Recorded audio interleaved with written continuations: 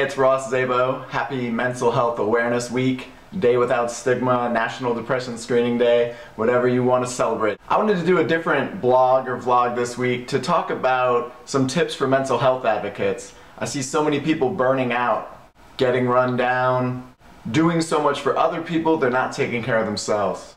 Originally I was going to make this blog for young advocates, and then I realized this is just information every mental health advocate can know.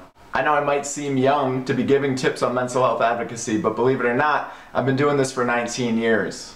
I've had the opportunity to train other speakers, to work with young advocates, to work with people of all ages. When I started doing my mental health advocacy, I knew about almost every other mental health advocate in this country, and now there are thousands. It's really exploded. That's really awesome.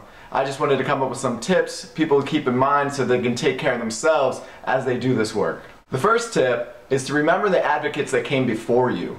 People started advocating for mental health and mental illness in the early 1900s. Sometimes knowing the history of what others have done gives us perspective on where we are and helps us see how long it can take to make change. Tip number 2 is to live your message. You're out there telling people to decrease stigma, talk about their feelings, take care of their mental health, and that has to start with you. You're a believable mental health advocate when you're taking care of yourself. So don't get wrapped up in the trap of doing everything for everyone else and not taking the time for you. Tip number 3 is that you don't need to know everything. Sometimes when you're put on stage so quickly and you get all this attention and everybody's coming to you with all their emotions, their problems, you feel that pressure of like, oh wow, I need to know everything to help these people, but you don't. The best advice I ever got is that you're an expert at your story. And your goal is to tell your personal story to get people to seek the help they need. Tip number 4 is to avoid the child actor trap.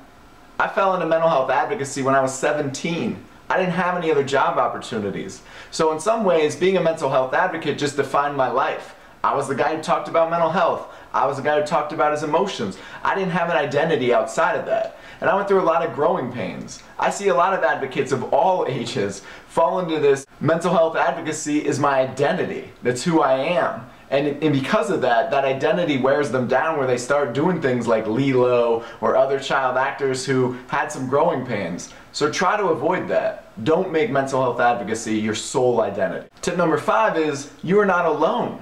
There are a lot of people out there. There are thousands of bloggers and advocates and speakers and people who run organizations and local chapters. Work with them. Let's start collaborating. We're much stronger together than we are alone. Tip number 6 is to stay present.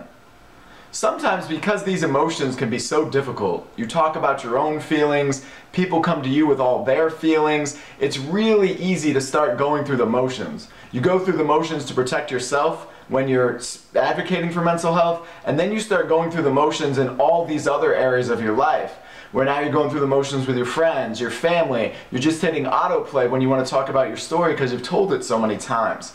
You need to stay present. Tip number 7 is to take a break. I think the best thing I did for my mental health advocacy was to leave it completely. I joined the Peace Corps in 2010 after being a mental health advocate for about 14 years. And that break gave me a chance to see who I was, gave me a chance to better understand what I wanted to do, and it gave me a chance to kind of reinvent my purpose. Sometimes the best thing we can do to really understand what we're passionate about is to take a break from it. Those are just 7 quick tips for mental health advocates. Obviously, they're not all the tips. I'm not the smartest guy in the world, so please feel free to comment with other tips that I'm missing. Have a great Mental Health Awareness Week.